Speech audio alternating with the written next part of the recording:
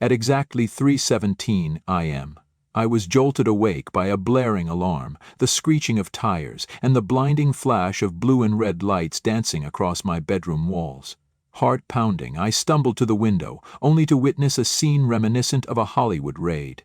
Armed officers storming the street with precision, barking commands through radios. But the real shock awaited me. My Jeep, the same one I'd meticulously locked and parked in front of my property following explicit instructions from the local police task force, was gone. In its place stood a bright orange parking cone with a sticky note that read, "Code violation, HOA confiscated." I was caught between disbelief and outrage. Karen Hiddleston from the HOA had taken it upon herself to cut the lock off a law enforcement vehicle and have it towed, as if it were an abandoned mattress. Unbeknownst to her, she had just sabotaged a months-long surveillance operation.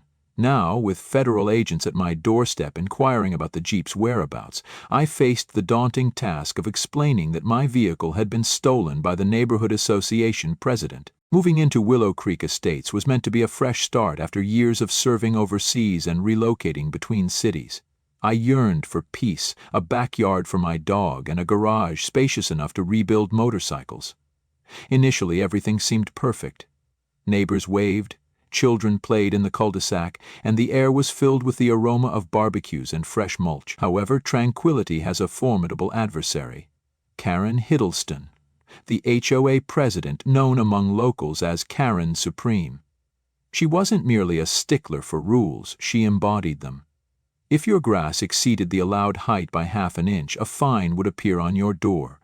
Halloween decorations lingering past October 31st warranted a written warning, and if you drove a rugged black Jeep with military-grade blackout plating and reinforced bumpers like mine, it was deemed a neighborhood offense. The first time Karen laid eyes on my Jeep, she pursed her lips so tightly they nearly vanished.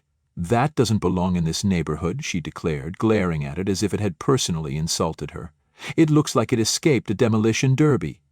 I attempted to explain that the Jeep was part of my consulting work with local law enforcement. She scoffed, retorting, "Nice story, soldier boy. Next time try a Honda like a normal person." From that moment, her obsession intensified. Weekly, I received passive-aggressive letters citing unauthorized vehicle modifications, excessive tactical aesthetics, and my personal favorite, parking intimidation. Who knew a parked Jeep could be accused of psychological warfare? What Karen failed to realize, engrossed in memorizing HOA bylaws, was that the Jeep had recently been outfitted with covert surveillance equipment. A task force had approached me, requesting to use my parked vehicle as a fixed surveillance node for a sting operation targeting a drug ring infiltrating our supposedly peaceful community. Equipped with remote cameras, GPS trackers, and a digital recording unit, the Jeep was essentially a spy truck. Its intimidating appearance allowed it to blend in without drawing attention from suspects. Ironically, Karen's disdain for it made it the perfect choice. Of course, I didn't advertise this to the neighborhood. The fewer people who knew, the better. I adhered strictly to the task force's instructions. Keep it parked in front of the house, rotate its angle slightly every few days, and above all, don't move it without notifying them. I even added a heavy-duty security lock on the front wheel, both to prevent theft and to signal that this wasn't some junked vehicle collecting rust. Yet, that didn't deter Karen. The sight of the lock seemed to trigger a power trip. She reported the Jeep 5 separate times, each complaint escalating to claims of it being an abandoned vehicle. Regardless of how many times I explained it wasn't abandoned and was legally parked on my property, she insisted she had the authority to address neighborhood hazards. One afternoon, after I left to run errands, Karen took action. She enlisted a private tow service, one that clearly didn't ask many questions. Before they arrived, she approached the Jeep, bolt cutters in hand, and snapped off the lock as if breaking into Fort Knox. My neighbor, Mark, who lived 2 doors down and practically resided on his porch with his ring cam recording 24/7, captured the entire incident. In the footage, she smirks directly into the camera after cutting the lock and says, "One less eyesore to worry about." By the time I returned home, the Jeep was gone. Initially, I thought it had been stolen until I noticed the cone and the note. I knocked on Karen's door, but she refused to answer. Instead, she sent a formal email stating that the HOA had relocated the non-compliant vehicle to prevent visual pollution and ensure community standards. It was so absurd I laughed, until I remembered what was inside the Jeep. I immediately contacted the police task force. They didn't find it amusing. In fact, they were at my door within 30 minutes, requesting a detailed account of the events. Upon viewing the footage, Officer John's face turned pale. "She cut the lock," he asked, his voice clipped, "and towed the Jeep without authorization?" I nodded, already sweating bullets. We're talking about tampering with federal surveillance equipment. That's obstruction at minimum. The mood shifted from annoyance to urgency. The officers launched an emergency retrieval order, but the problem was we had no idea where Karen had stashed the Jeep. It wasn't at any of the local tow lots they checked. This meant she'd taken it somewhere private, off-record, and probably illegal. Meanwhile, the sting operation the Jeep was monitoring had to be called off. The suspects had gotten spooked. A months-long operation dismantled by an HOA busybody with a vendetta against off-road vehicles. And that's how I found myself standing on my porch at 3:17 a.m., watching a task force deploy without its surveillance vehicle, with officers furious, suspects on the run, and Karen nowhere to be found. One thing was clear: she had no clue what she'd done. But when the full weight of the law finally caught up to her, she was going to wish all she'd done was complain about my afterthought. Inside the lot was a fenced-off area, overgrown with weeds and half-filled with cones, tarps, and 3 other cars. Each one had parking stickers peeled off and tickets fluttering on their windshields. And there it was, my Jeep, scratched, dirty, and sitting crooked like it had been unceremoniously dumped. The driver's side mirror was cracked, and the small black case housing the encrypted surveillance drive was wide open. Gutted, I just stood there in stunned silence while Officer John swore under his breath and started taking photos. "This isn't a tow lot," he muttered, kicking aside a cone. "This is a private HOA graveyard. This woman's running her own impound operation out of a damn utility shed." I walked around the Jeep slowly, taking in the damage. Scuff marks on the wheel wells, mud jammed into the suspension. And someone had clearly tried to pry open the glove box with a screwdriver. It was like watching someone desecrate a tombstone. Officer John called it in, requesting backup and a federal evidence team to come secure the vehicle. Then, as if summoned by our collective anger, Karen Hiddleston herself showed up, clip-clopping in heels through the gravel like she was arriving at a garden party. "Oh good, you found it," she said cheerfully, as if this were all part of some organized lost and found. "I was about to notify you, but I assumed you knew the HOA was within its rights to—" Officer John didn't let her finish. "Ma'am, step away from the vehicle." Karen blinked, clearly confused by the sudden shift in tone. "Excuse me? I am the HOA president. I have full authority to remove any unauthorized or unregistered vehicles." "You removed federal surveillance property from an active operation," Officer John snapped. "Do you understand how serious that is?" Karen's face twisted into a mixture of smugness and disbelief. "You can't be serious. That thing was a visual nuisance. I thought it was abandoned. It had a giant lock on it and was parked in the same spot for a week. Honestly, I did you all a favor." I couldn't believe what I was hearing. She sounded like she expected a thank you. Officer John motioned for one of the officers who had arrived to escort her away, while the rest of the team examined the Jeep. She didn't go quietly. She kept talking, loudly, about how she'd saved the neighborhood from an eyesore and done what no one else had the guts to do. Every word just dug her deeper. As they took her away for questioning, Officer John turned to me and asked if I had any security footage from the moment she towed the vehicle. I pulled out my phone and showed him the ring cam video my neighbor Mark had given me. It showed Karen in broad daylight, walking up with a pair of bolt cutters and slicing through the wheel lock like it was a zip tie. The tow truck she called didn't even have official markings. It was some budget operation that probably got paid in cash and didn't ask questions. In the footage, she laughed while the Jeep was dragged away. That laugh was going to haunt her. By the end of the day, the task force had what they needed: video evidence, an eyewitness timeline, and now an entire illegal tow yard run under the guise of HOA enforcement. But just when I thought the day couldn't get more surreal, Mark strolled up with a lawn chair and a cooler, looking way too cheerful for someone watching a crime scene. "So," he said, popping open a soda, You going to tell her she messed with the feds, or should I put it on Facebook first? Apparently Mark had been archiving everything. Karen's letters, her bizarre rants at HOA meetings, even the way she'd bragged in the community Facebook group about cleaning up the streets one rusty heap at a time. He had a whole file of screenshots and ring cam clips cataloging her behavior, and he offered them up like he was donating to a museum. I always knew she'd implode, he said, grinning. Just didn't think she'd do it by stealing a government jeep. The best part? The HOA had no idea any of this had happened. Karen had acted entirely on her own authority. She never called a board vote, never filed the paperwork, never issued a formal notice of vehicle removal. It was all rogue action, driven by personal spite and a ridiculous need for control. When word started to spread among the other residents, the reactions ranged from disbelief to barely contained celebration. One woman even brought out a tray of cupcakes with blue and red frosting shaped like tiny tow trucks. That evening I got a call from Christopher, the detective leading the task force. He was calm, but there was a razor edge to his voice. We're evaluating charges, he said. Tampering with federal property, interfering with a surveillance operation, possibly obstruction of justice. Her HOA authority doesn't protect her from any of that. I asked what would happen next. Once we finish processing the damage and reviewing all the footage, we're turning this over to the DA. In the meantime, you may want to prepare for the fallout. People like her don't go down quietly. He was right. The next day, a notice was taped to every door in the neighborhood. Karen had called an emergency HOA meeting, not to apologize, not to explain, but to justify herself. According to the notice, she planned to clarify her actions in light of recent misunderstandings regarding community safety and federal overreach. The audacity was unreal.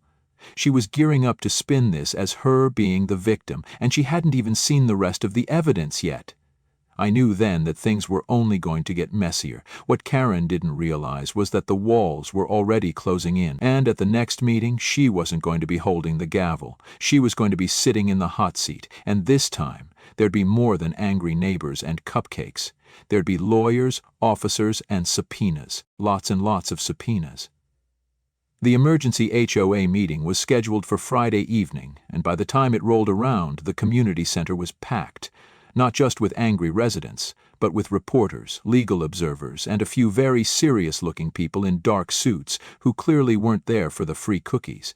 The room buzzed with tension as everyone waited to see what Karen Hiddleston, the once untouchable queen of suburban pettiness, had to say for herself. She arrived 15 minutes late, wearing a bright red blazer like she was hosting a game show instead of standing at the edge of a legal cliff. With her clipboard in hand and a smug little smile on her face, she walked up to the front of the room, nodded at the board members sitting stiffly behind the long table, and tapped the microphone twice, like she was warming up for a TED Talk. "Thank you all for coming on such short notice," she began, voice syrupy sweet. "I want to address the recent incident involving the removal of an illegally parked unregistered vehicle from our street. There has been a great deal of confusion, misinformation, and frankly, hysteria surrounding this event." Someone near the back snorted. I was pretty sure it was Mark. Karen continued, undeterred. "As your HOA president, I take our community's safety and aesthetic standards very seriously. When I saw an unsightly, clearly abandoned Jeep parked for days on end, chained and unmoved, I followed the proper procedure to have it removed. I had no knowledge of any covert operations, nor was I informed that the vehicle belonged to any government agency. Frankly, I believe I was misled," Karen Hiddleston said. That was when I stood up. "Misled?" I said loudly. "You cut the lock off a federal vehicle, towed it without authorization, and bragged about it on Facebook." A wave of murmurs rippled through the room. Karen shot me a glare, but I didn't sit down.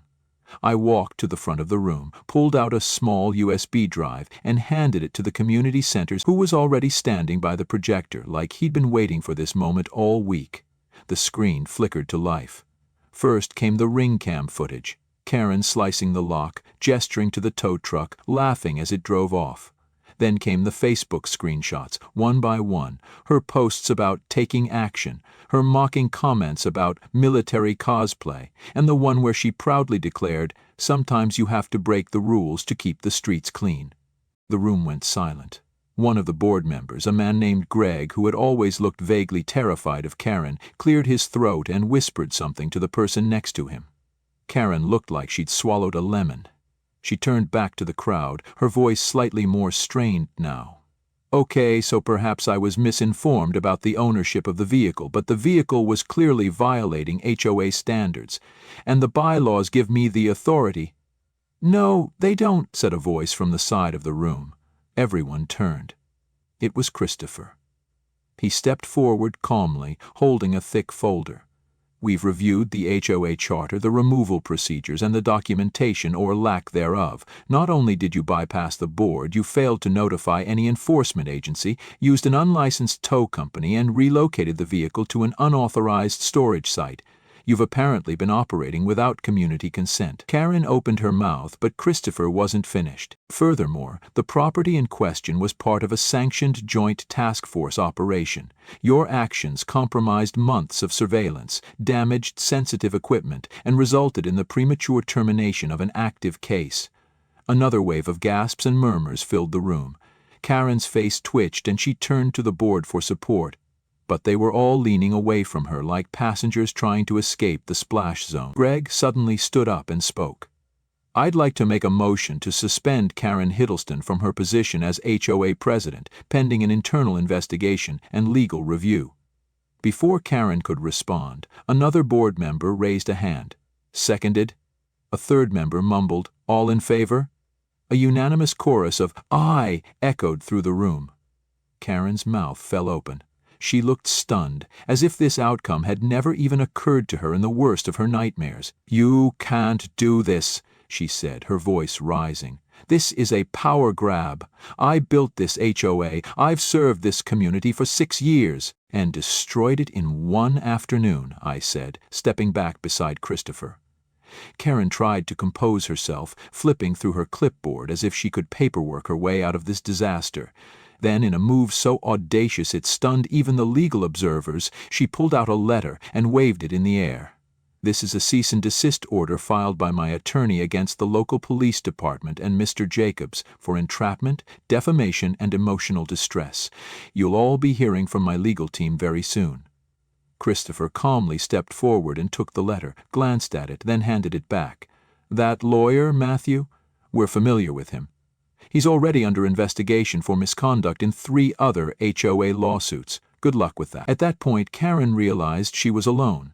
Even the people who had always supported her, the ones who had backed her crusades against lawn ornaments and mailboxes that weren't regulation beige, were silent. Mark leaned over and whispered, "Ding dong, the witch is cooked." Karen stormed out of the room, but not before barking, "You haven't heard the last of this," over her shoulder. After she was gone, the atmosphere shifted. People started to breathe again. Someone clapped, then another. Soon the whole room was cheering. It was surreal, a spontaneous standing ovation for the downfall of a tyrant wrapped in HOA authority. Christopher leaned over to me and said, "We'll be forwarding the file to the DA. There will be charges. Maybe not all federal, but she's not walking away clean." I nodded, still trying to absorb the fact that it was finally happening. For months, Karen had treated everyone like pawns in her weird suburban monarchy, and now one act of arrogance, cutting a lock and towing a Jeep, had exposed everything. As the meeting broke up, I noticed Greg lingering near the back. He walked over, awkwardly scratching his head. "Hey, listen," he said, "sorry about all this. We were afraid to stand up to her. She threatened to fine me for having a flag on my porch once. I told him it was okay. Fear was Karen's greatest weapon. But once it was gone, she had nothing left. That night I slept like a rock. No sirens, no flashing lights, no angry emails about my garage door color. But I knew the battle wasn't completely over. Karen still had lawyers, and she wasn't the type to fade quietly into obscurity. But now she was off the throne, and the neighborhood, for the first time in years, had a chance to breathe. Within 48 hours of the HOA coup, the story blew up faster than I ever expected. It started when Mark uploaded the ring footage to Reddit under the r/entitled people subreddit with the caption, "HOA Karen cuts lock to impound my neighbor's Jeep, didn't know it belonged to a federal task force." It hit the front page in 2 hours. By lunchtime, the video had over 2 million views, and by nightfall, Karen's face was plastered across TikTok, YouTube, and even one guy's angry Twitter thread where he called her suburbia's most dangerous tyrant. News vans rolled into the neighborhood like we were ground zero for HOA warfare. People actually drove in from other towns just to get selfies in front of the infamous Jeep, which the police had since returned to me, scratches and all. The funny part? That Jeep had gone from being a visual nuisance to a local celebrity. Someone even made a parody GoFundMe titled "Save the Tactical Jeep." And jokingly, people donated enough to pay for a brand new coat of paint. I went with matte black, fitting given the Jeep had now become a rolling symbol of Karen's downfall. But underneath the jokes and memes, the situation was still serious. The surveillance gear had been destroyed, which set back months of police work. The task force was still trying to recover from the disruption, and Karen, despite being suspended from her HOA throne, was far from done causing chaos. A few days after the meeting, Karen re-emerged with all the subtlety of a wrecking ball. She showed up in a wrinkled suit outside the local courthouse, holding a press conference no one asked for, flanked by her slippery new attorney, Matthew. The same guy Christopher warned me about. Matthew was a cartoon character of a lawyer. Slicked back hair, oversized sunglasses, and the kind of smirk you'd only see on a man who once got a parking ticket dismissed by threatening to sue the DMV. He claimed Karen Hiddleston was the real victim, alleging that the police had failed to label the Jeep as official property, that I had deliberately baited her, and that the HOA bylaws gave her immunity from any municipal or federal repercussions. It was such a stretch that even the news anchor covering it laughed midway through her segment. The legal backlash came swiftly. The district attorney's office filed formal charges: unauthorized towing, destruction of property, obstruction of an investigation, and tampering with surveillance equipment. The feds weren't charging her yet, but they sent a blistering letter to the HOA stating that their operations had been compromised and demanding full cooperation with ongoing investigations. The HOA board, still shaken from the public implosion, issued a formal apology and began fast-tracking reforms. Greg stepped in as interim president, and the first thing he did was announce the dissolution of Karen's beloved violation committee. People clapped, literally on the street, like it was a block party. Meanwhile, Karen doubled down. Her attorney filed a countersuit against the HOA, the city, the police department, and bizarrely me, claiming I had lured her into misconduct. Her argument, apparently, was that by legally parking a government vehicle on my own property and securing it with a visible lock, I had somehow enticed her into committing a crime. The judge took one look at the case and kicked it so hard out of court that even the courthouse clerk was smirking. But the damage had been done, at least to Karen's reputation. That's when the internet took over. Karen memes exploded online. One showed her photoshopped into a Grand Theft Auto screen, bolt cutters in hand, with the caption, "Mission failed, federal charges incoming." Another turned her press conference into a rap remix, auto-tuning her words into, "I didn't know it was federal." TikTok creators reenacted the ring footage, complete with dramatic lighting and slow emo effects. She was viral, but not in the way she'd ever hoped. Her name became synonymous with entitlement. Teenagers who didn't even live in HOA communities started calling their strict parents Karen Hiddlestons. But amidst the chaos, something strangely therapeutic happened in the neighborhood. People started talking more, laughing again. It was like the iron grip of petty rules and veiled threats had been lifted. Lawn chairs popped up on porches, flags flew, kids drew chalk murals on sidewalks without fear of fines. For the first time since I'd moved in, it felt like a community. Mark, ever the opportunist, decided to launch a website at HOAWatchdog. With help from some other neighbors, he began compiling resources for people harassed by overreaching associations. His site gained traction fast, especially after he posted a detailed timeline of the Jeep incident, complete with video evidence, legal documents, and a merchandise section that included Team Jeep mugs and a t-shirt with Karen's infamous parking note printed on the back. As for the Jeep itself, the task force eventually replaced the damaged surveillance gear. To my surprise, they gave me the newer model to keep. Officer John told me it was a token of appreciation, though it didn't quite erase the sting of the operation falling apart. Still, when they handed me the upgraded vehicle, complete with reinforced panels, blackout tech, and new internal systems, I couldn't help but laugh. Karen hated the old one. Wait till she sees this beast. But the final twist didn't come until a week later, when the HOA's insurance provider conducted an internal audit. Turns out Karen had been submitting expense reports without approval for years. She'd used HOA funds to pay for towing fees, private contractors, even her personal printer ink, thousands of dollars misused, all buried in vague line items labeled administrative recovery. The audit results were forwarded to the authorities, and another investigation was opened, this time for embezzlement. I was sitting on my porch when Greg walked up and handed me a copy of the report. He looked tired but relieved. "She's done," he said. "The state's coming in next week. Might dissolve the whole HOA entirely unless we restructure everything from scratch." I asked him what he thought the neighborhood would do if the HOA was gone for good. He shrugged. "Maybe we just go back to being neighbors." As simple as it sounded, it hit hard. Because that's what it had all come down to. One woman's obsession with control twisted into a system that let her run wild. And one stupid, bold move, cutting a lock on the wrong Jeep, had unraveled the whole thing. Later that night, I rolled the new Jeep into the driveway.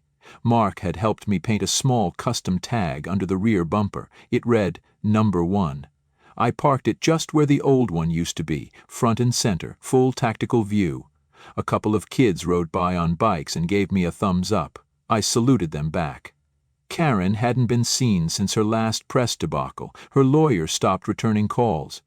Her house went dark, and rumor had it she was trying to sell, though no one wanted to buy the home of the woman who went to war with a Jeep and lost to the internet. Justice had come, not just with subpoenas, but with memes, neighborly support, and one seriously stubborn vehicle. The final curtain dropped on a warm Saturday morning, the kind of day where everything feels just a little too calm before something big happens. I was sipping coffee on the porch, scrolling through the latest Karen memes, when I saw the convoy, 3 black SUVs, 1 sedan, and a pair of uniformed marshals stepping out like they were arriving on a movie set. They moved with quiet authority, knocking once on Karen's door, then waiting exactly 30 seconds before stepping back and announcing their presence. She didn't answer. She probably knew what was coming. The marshals didn't waste time. A locksmith was already on standby, and within minutes the door swung open. A few neighbors peered through their blinds, while others simply came outside with popcorn in hand. It was happening. The arrest warrant had been signed, and Karen Hiddleston was officially being taken into custody. She didn't scream. She didn't fight. When she finally appeared in the doorway, her hair was messy, and her red blazer was wrinkled like she'd been sleeping in it for days. She clutched a manila folder as if it could still somehow prove her innocence, but all that was left was the slow, shameful walk to the waiting vehicle. Her hands were cuffed in front, and the look on her face wasn't rage anymore, it was disbelief, as if she still thought this was all just a misunderstanding, a small mistake that had somehow spiraled into national humiliation and multiple felony charges. But it wasn't a mistake. It was 100 small choices stacked one on top of the other, each one a little more entitled than the last, until eventually she'd crossed a line she couldn't uncross. When the marshals drove off, a cheer broke out across the block. No one had organized it. But it happened anyway. Loud, spontaneous, and oddly cathartic. Mark even set off a couple of small fireworks left over from the 4th of July. Christopher showed up later that afternoon to debrief a few residents, and he stopped by my porch to let me know the final charge sheet: obstruction, tampering with government property, operating an unlicensed towing operation, misuse of community funds, and suspected embezzlement. It read more like a movie plot than a case summary. But the legal side was only part of it. The HOA itself had effectively collapsed. Half the board had resigned, and the other half had voted to dissolve the organization entirely rather than face a class action lawsuit from the residents. With no formal structure left, the bylaws Karen Hiddleston once wielded like holy scripture were now nothing more than shredded paper in a forgotten binder. Greg helped oversee the transition, but even he admitted most people were just happy to be rid of the rules. The violations stopped, the passive-aggressive notes disappeared. People planted whatever flowers they wanted, painted their mailboxes bright colors, and nobody cared. The neighborhood finally felt like it belonged to the people who lived in it, not some miniature dictatorship masquerading as community governance.